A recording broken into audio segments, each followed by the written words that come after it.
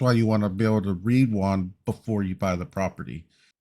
Some things to look out for in when reading the loss run is if you have a problem property and you keep seeing the same things come up over and over again. It's like, hey, maybe a stab block caught fire 1 month, and then a couple months later, another stab block caught fire. Then that's going to start raising some red flags that you need to be on the lookout for, saying, we might need to be getting rid of all of these stab blocks, and they might have gone 20, 40 years without anything, and then all of a sudden start catching fire.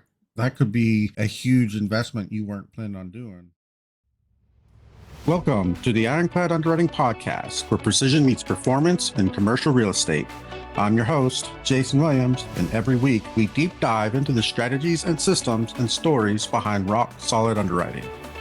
Whether you're a seasoned analyst, an up-and-coming investor, or a commercial real estate professional looking to sharpen your edge, this show is your front row seat to expert insights, emerging trends, and real-world underwriting tactics that stand the test of time and scrutiny.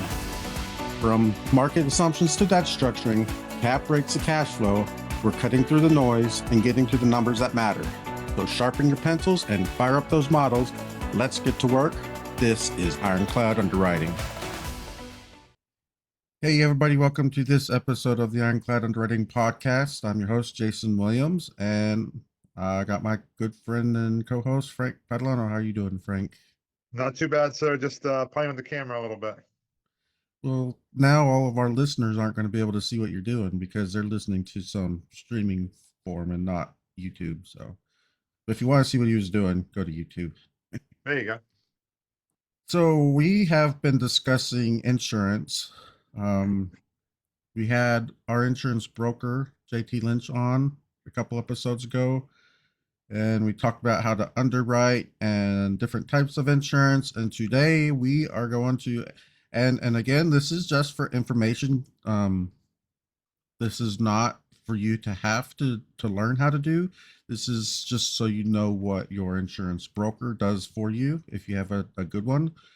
It also gives you the knowledge to be able to talk to your insurance broker about doing it and making sure that you hold their feet to the fire. So, but what today we're going to talk about is reading a loss run and what exactly a loss run is and what it does to your deal. So, you ready to get going, Frank? I mean, when I think of loss runs, it's definitely something you don't learn about when you first start out. I mean, I'm sure the first deal or two, you weren't thinking about loss runs when you started, I'm assuming.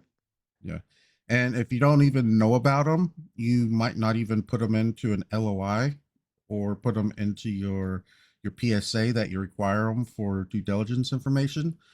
So now you know you need to include them. Say, hey, you need to get your loss runs for like the last 5 years from the seller whenever you're looking at a property. But let's define what they actually are first. Let's go into what a loss run is. So a loss run is basically, it's the report card on how the property not necessarily performs, but just like the state of the property. It's how many insurance claims has it had in, say, the last 5 years, and what were those claims?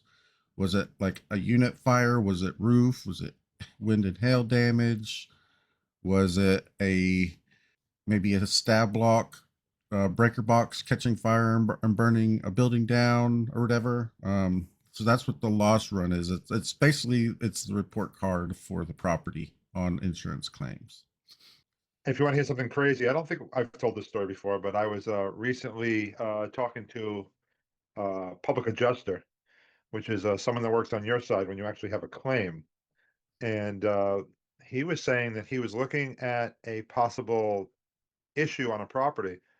And it wasn't him that called, but the person being insured called and asked about it. And even though they never filed a claim, it still hit this report. It was crazy.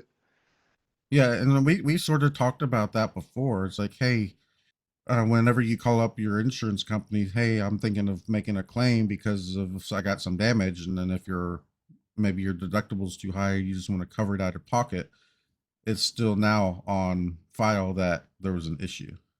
And that, yeah, we've talked about it in the last few episodes, that insurance is kind of hokey in that regard.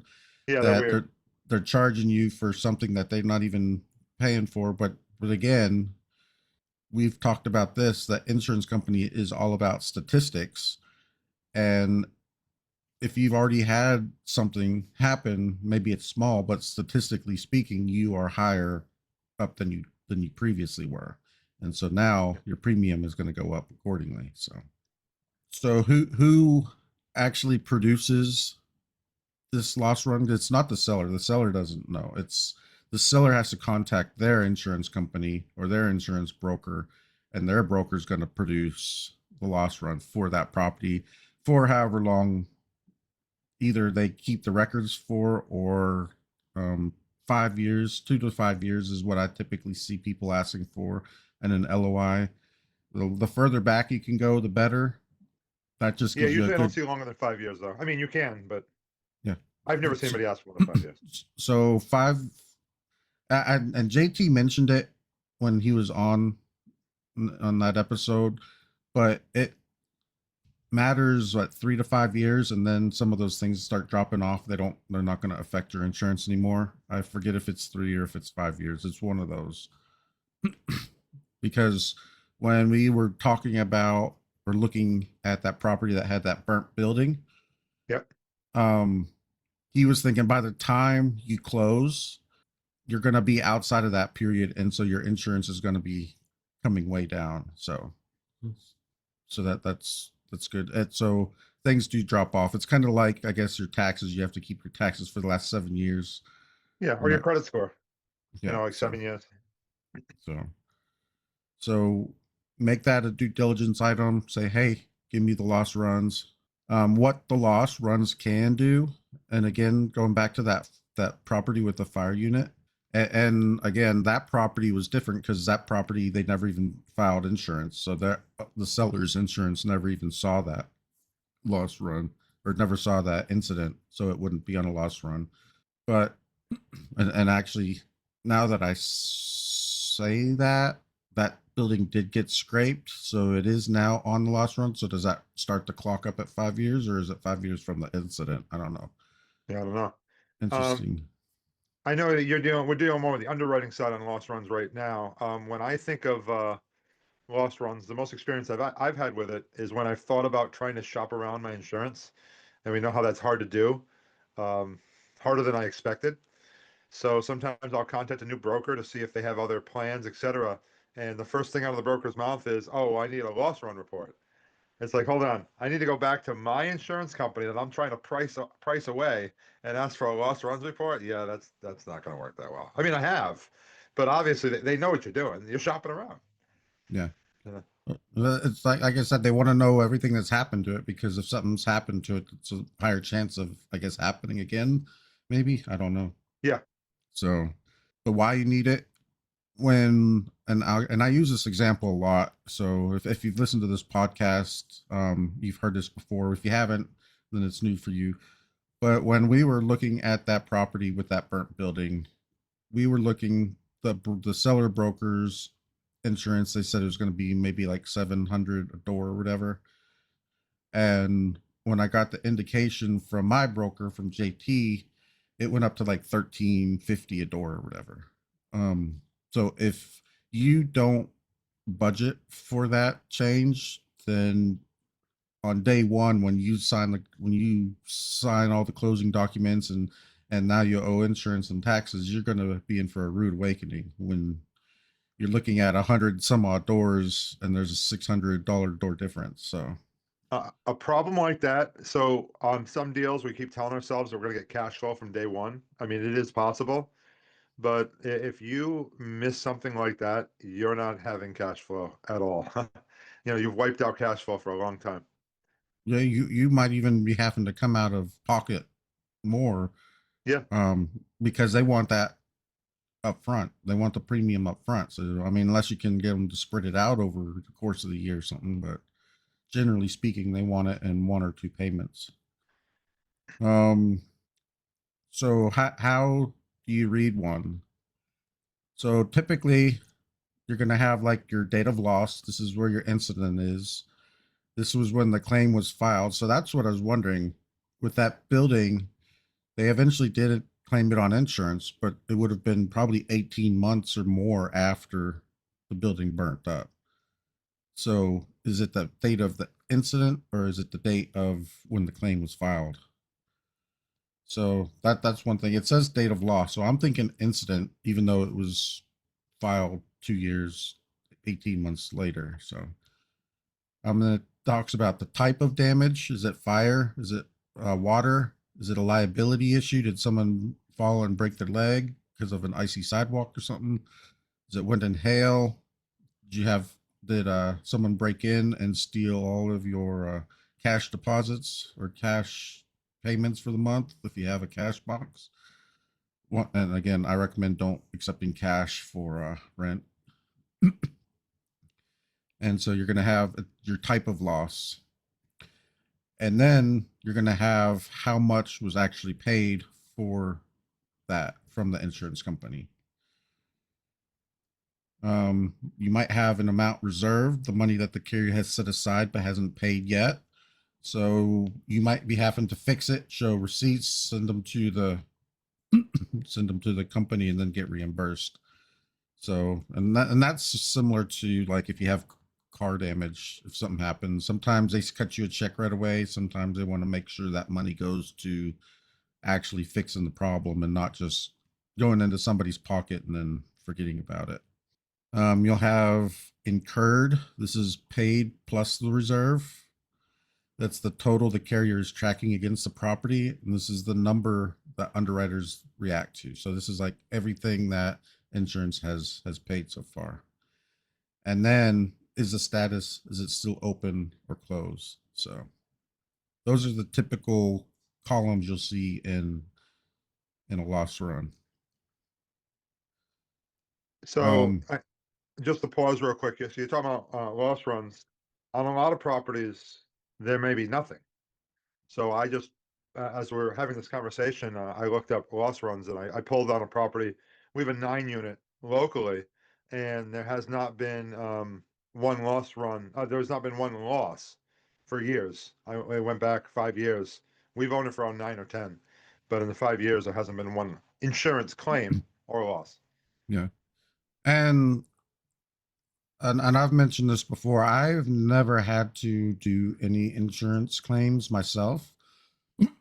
I bought a property that had was in the middle of an insurance claim, and that's probably the only time that I got close.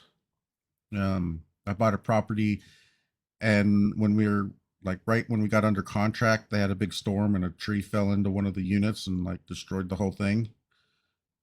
And we amended the contract to say, hey, we want this unit fixed before we take ownership.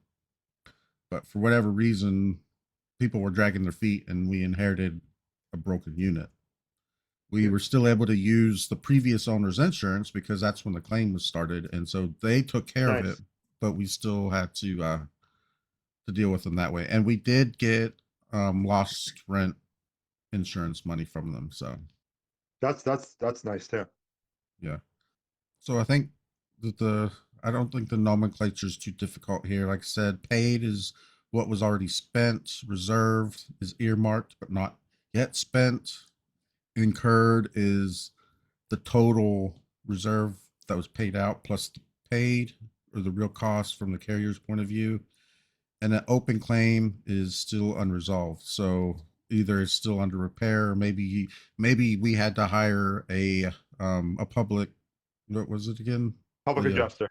a public adjuster to come in and say, hey, no, this is what it is. Because the way insurance works is they're going to hire an inspector, and a buddy of mine from my old W2 days, brother was one of these guys, and he had all state shirts, State Farm shirts, all the big insurance company shirts, and he would put whatever company was on that was hired him to go out and do it. He didn't work for him, but he showed up representing them, and so that's why he had the shirts. And He was like a 1099. yeah, so he's representing say Allstate or State Farm, and he writes whatever he thinks it is. And if you think it's too low or you're whatever, you can hire a public adjuster, and they can come out and do their own one, and then they kind of meet in the middle, I guess. So the public adjuster takes a fee based on what you what Claim. you are able to claim. And insurance, I mean, they're trying to pay what they think is fair, but they don't mind going on the low side. And if you don't ask for certain things, you're not going to get them. So we're doing a claim right now, and we need some stuff cleaned out. And they threw. I would never think to ask for a dumpster and a day for dumpster time and two guys. So it's like, well, there you go. We're going to put that in automatically. That's something our public adjuster made sure was added. Flooring. I'm not an expert on flooring. He says these floors need to be replaced. And then the two of them, the insurance adjuster and my public adjuster, were literally arguing about the quality of the floor right now. Was that a tongue and groove? Was that real wood? Was that laminate? And they were all discussing to figure out a price. There was an historic window that needs to be replaced. It's it probably has the lead in the window itself, and it's like they're discussing what the value was to it. It's irreplaceable. It's unique. Yeah. If it, public adjusters are could be your best friend whenever you have an Absolutely, insurance claim. I always So, recommend one. like I said, insurance companies are in business to make money, and they don't make money whenever they pay out. They make money from premiums and not paying out. Don't want to talk bad about insurance because I mean they are sort of a necessary evil. Yeah, I mean, I own some insurance shares of insurance companies. Some of them I'm part of some mutual insurance companies. So if they do well and they are good stewards of the capital that I put in, I get a bigger dividend check, stuff like Yeah, that. So I can see both sides.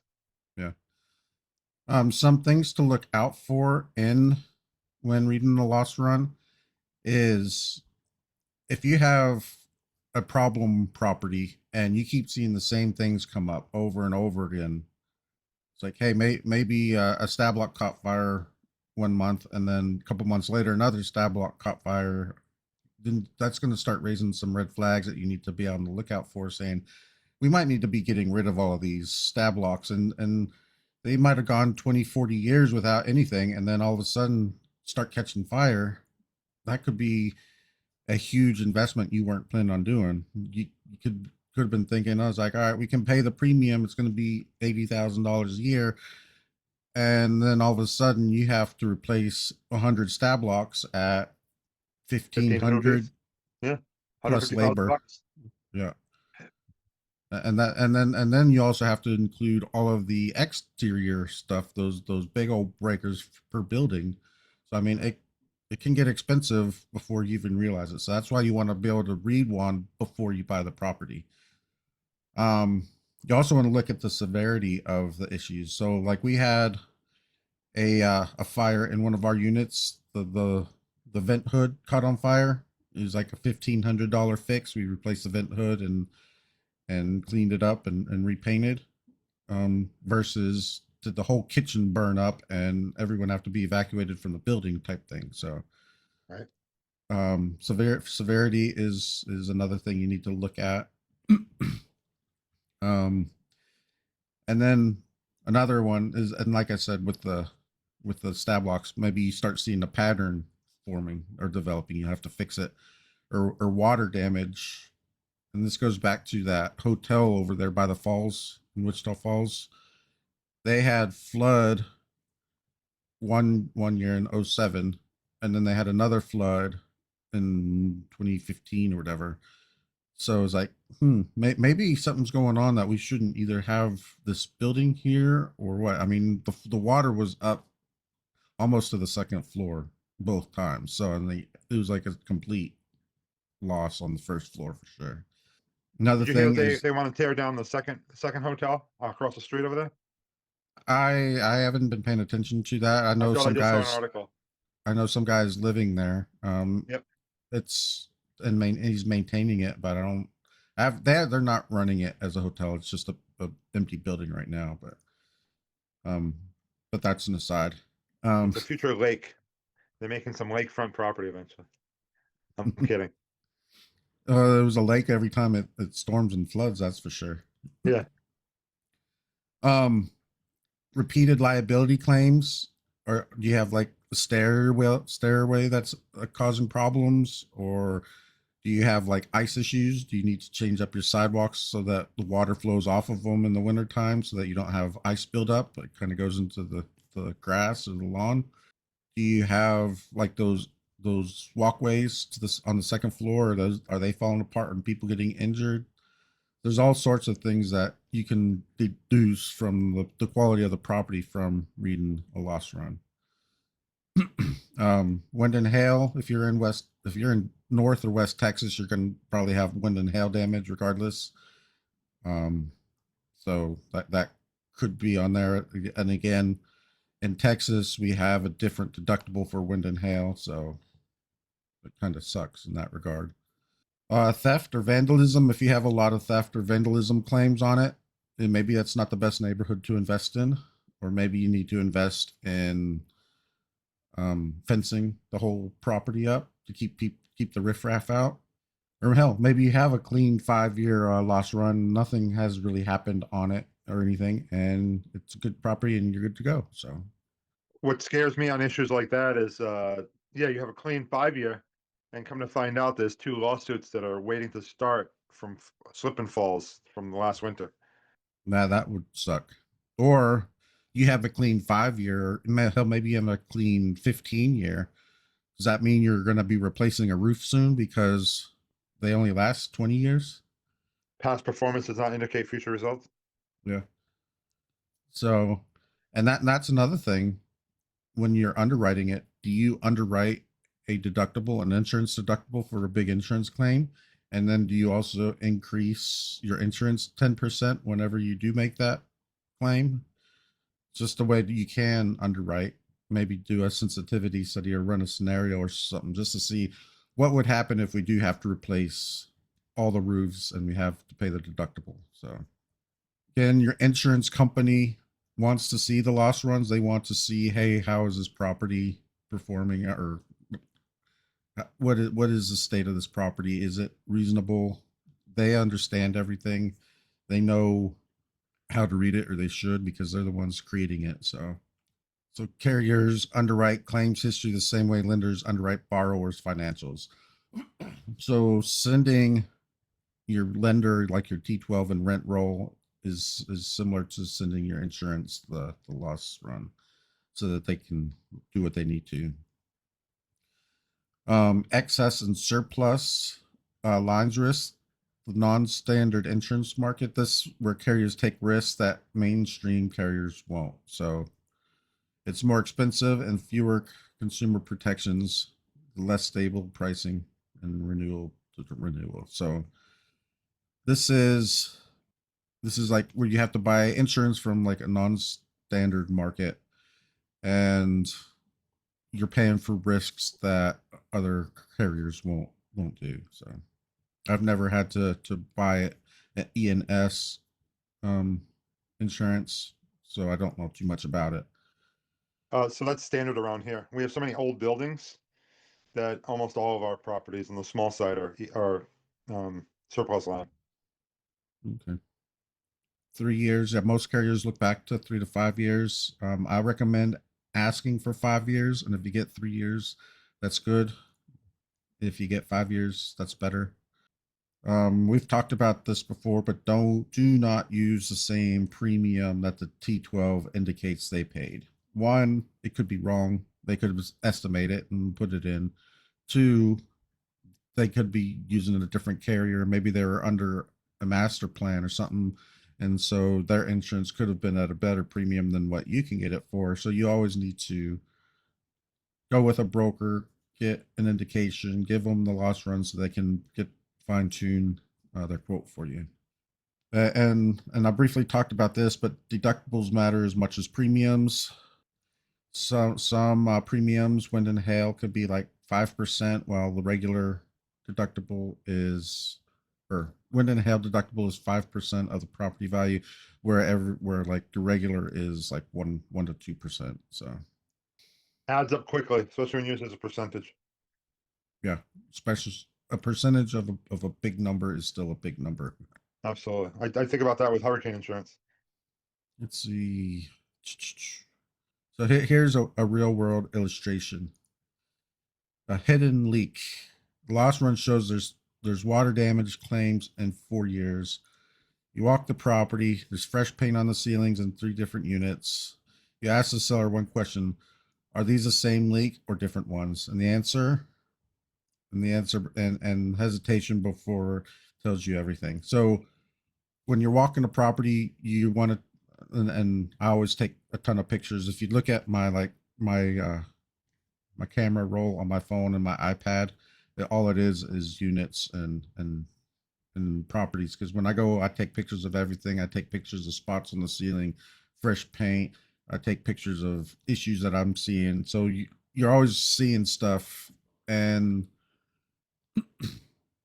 you can use that information and compare it to the loss runs to see how things were fixed, and two, if they're like band-aided or clussed over or actually repaired properly. So another one, a clean run, 5 years, two minor claims totaling 8,000.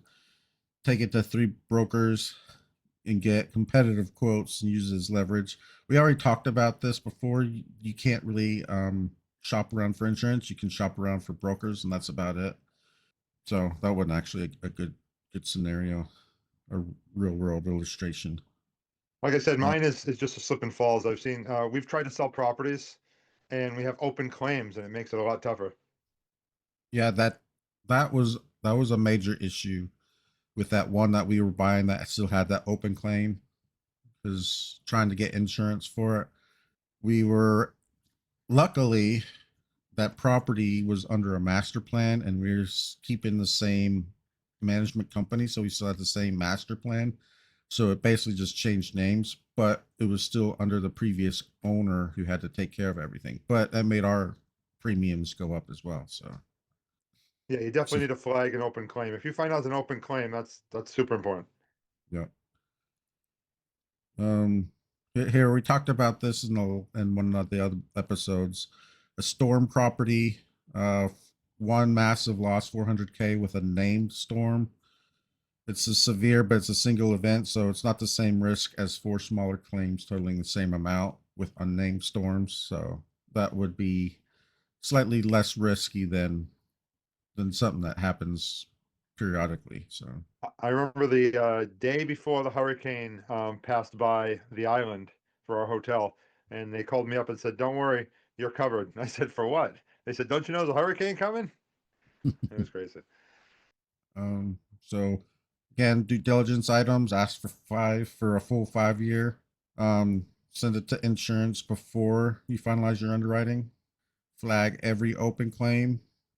Cross reference claim or the loss runs against physical inspection. Use it as negotiation. Say Definitely.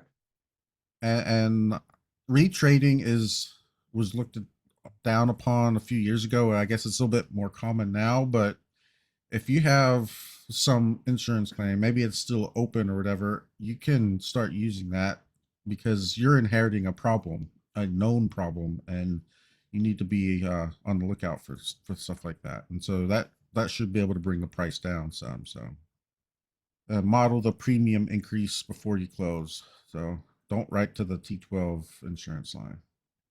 So those are some good points on how to read a loss run, what to do with them.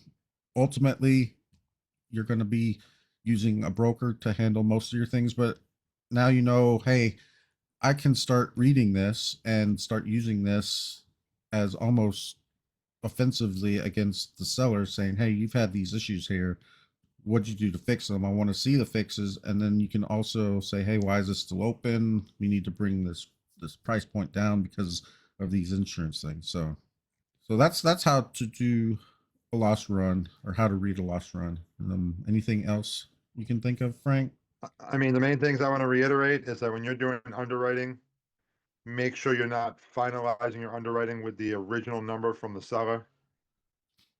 Actually, that's the main thing. Everything I was going to say was just rolled into that. Yeah, and that's just it's part of doing your own due diligence. So it's a CYA. Nobody else is going to. So if you want to learn more about underwriting, or insurance and underwriting, or anything else for that matter, you can look me up. I'm on LinkedIn mostly. I got my webpage, ironcladunderwriting.com. I'm gonna put how to read loss run on the website in my in my vault so you can access this information again. And I'll get the link for that in the show notes because I haven't created it yet, but it will be by the time this is aired. And Frank can find you on Instagram, Facebook, LinkedIn as well. And we'll catch you next time. Bye. Thanks. And that's a wrap for this episode of the Ironclad Underwriting Podcast. If you got value from today's conversation, make sure to subscribe, rate, and share the show.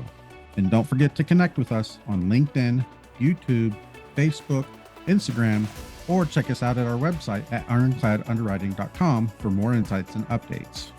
If you have a question, a deal you're analyzing, or a topic you want us to tackle, shoot us a message. We'd love to hear from you. Until next time, keep your assumptions grounded, your models sharp, and your underwriting ironclad.